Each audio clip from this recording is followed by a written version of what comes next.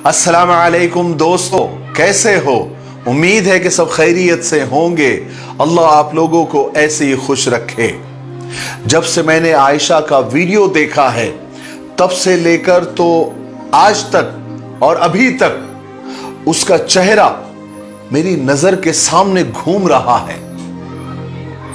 उसकी खुदकुशी से पहले कही जाने वाली बातें मेरे दिल और दिमाग में गर्दिश कर रही है। मैं भूलना चाह रहा हूं, लेकिन अल्लाह की कसम मैं भुला नहीं पा रहा हूं।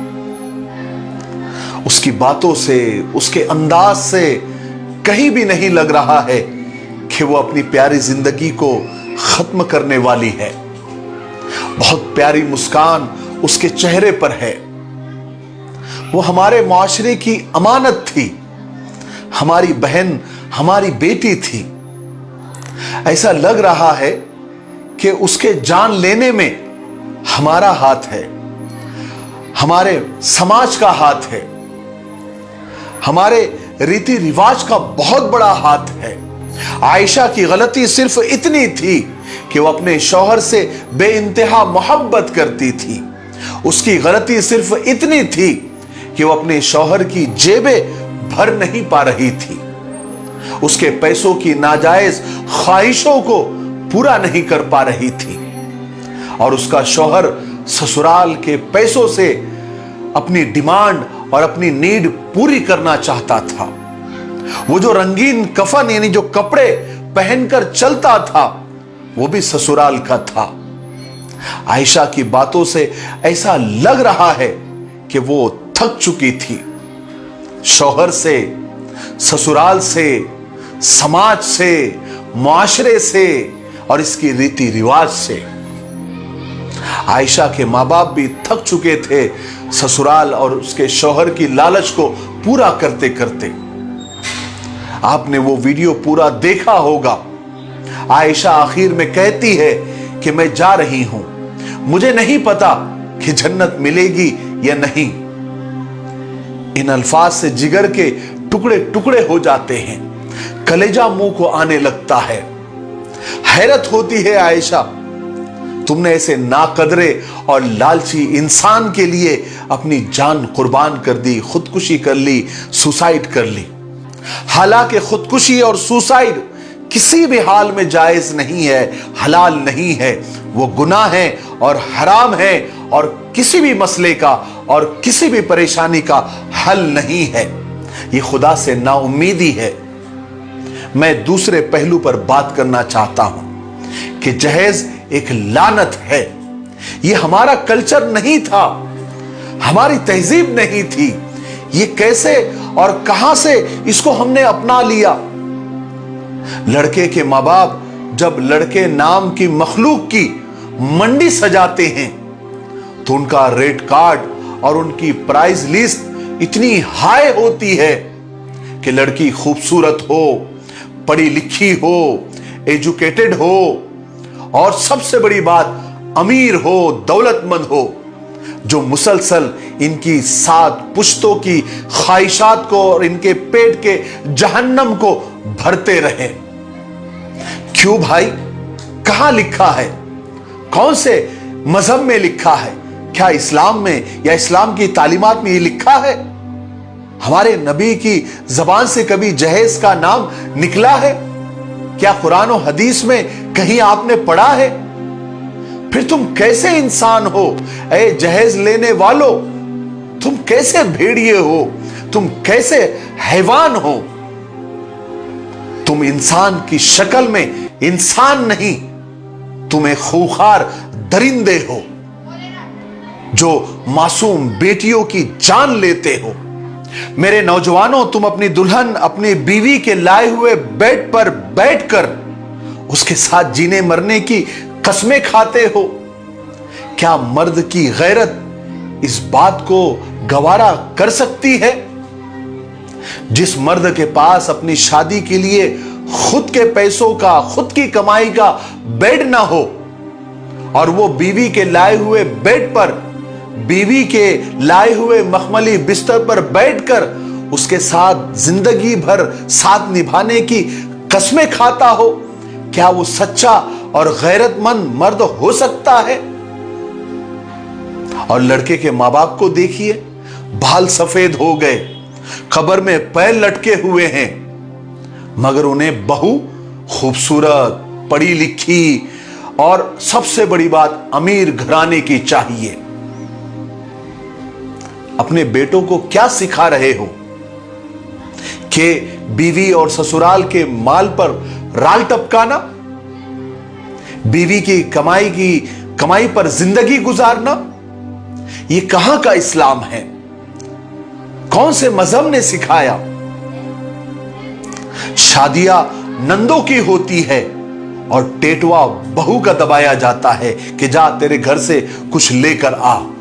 और बहुत सारी जगहों पर तो बेशर्मी की और बेगैरती की हद पार कर दी जाती है कि नंदों की शादी में बहू का जहेज दे दिया जाता है।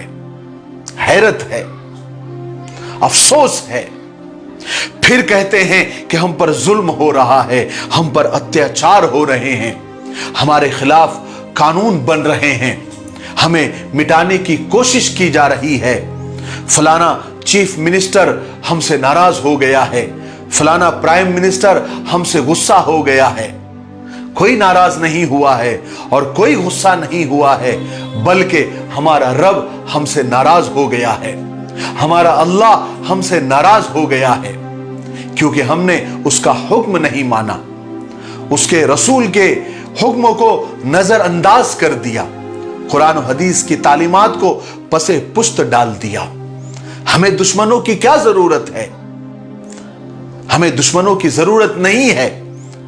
हमारे घर में ही दुश्मन है। सास के नाम पर, ससुर के नाम पर, नंदों के नाम पर कितनी बेटियां जला दी जाती है।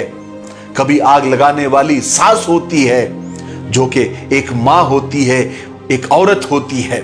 कभी ननद होती है, वो भी एक औरत होती है। कभी देवरानी होती है। ये कौन सा इस्लाम है?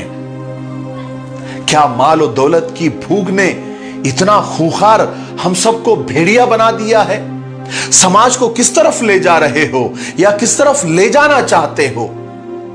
मुझे मालदारों से भी कुछ कहना है कि मालदारों, अल्लाह करे तुम्हारे माल में खूब बरकत हो, लेकिन मालदार होने का मतलब यह नहीं है कि तुम गरीबों के सामने अपने माल का, अपनी दौलत का शो ऑफ करो, तुम लाख अय्याशियां करो। अल्लाह के यहां तुमको उसका जवाब भी देना पड़ेगा और हिसाब भी देना पड़ेगा।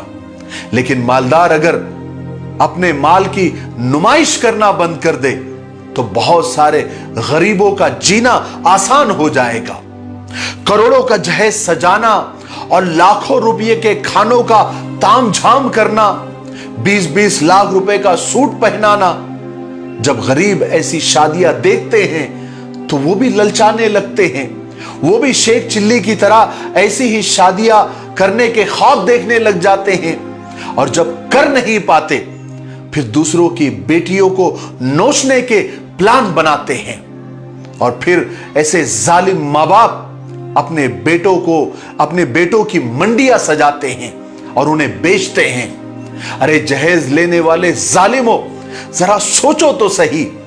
एक लड़की, एक बेटी अपने माँ बाप को छोड़कर आती है, भाई बहनों को छोड़कर आती है, सारे रिश्ते नातों को छोड़कर आती है और फ्री में आती है, कुछ डिमांड नहीं करती और नॉन स्टॉप तुम्हारी खिदमत करती है।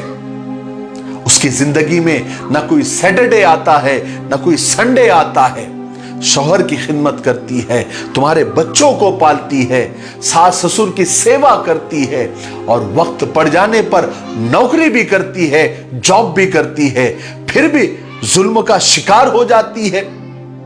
एक बेटी से और क्या चाहिए जालिमों, तुमको और क्या चाहिए? मेरे भाइयों, निकाह को आसान करो, जिना को मुश्किल करो।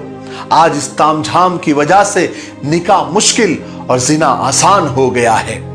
लानत हो हमारे ऐसे मुआशरे और ऐसे समाज पर जहां जहेज के नाम पर आज भी हमारी बहन, हमारी बेटियों को खुदकुशी और सुसाइड करने पर मजबूर होना पड़ता है। क्या इस बहन की सिसकती हुई आवाज को सुनकर हमारा ज़मीर हमें अंदर से मलामत नहीं करता? क्या हम इसकी खुदकुशी के गुनाह में बराबर के शरीक नहीं है? क्या हमको कयामत के दिन अपने रब के सामने जवाबदेही का एहसास नहीं? क्या हम यौम जजा और सजा के दिन सजा के मुस्तहिक नहीं होंगे?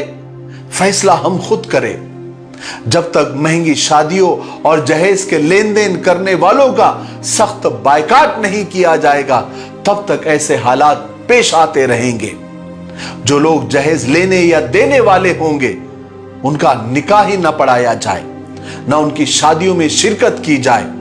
जिनके बारे में यह मालूम हो जाए कि वो जहेज का लेन देन करते हैं या जहेज का लेन देन किया हुआ है, उनका सख्त सोशल बायकाट कर दिया जाए। आप लोगों की क्या राय है कमेंट बॉक्स में जरूर बताएं। और दुआ करते हैं हम सब मिलकर कि फिर कोई आयशा सूली पर न चढ़े, फिर कोई आयशा पानी में न डूबे, फिर कोई आयशा आग में अपने आप को न जलाए। अस्सलामु अलैकुम व रहमतुल्लाहि व बरकातुहू।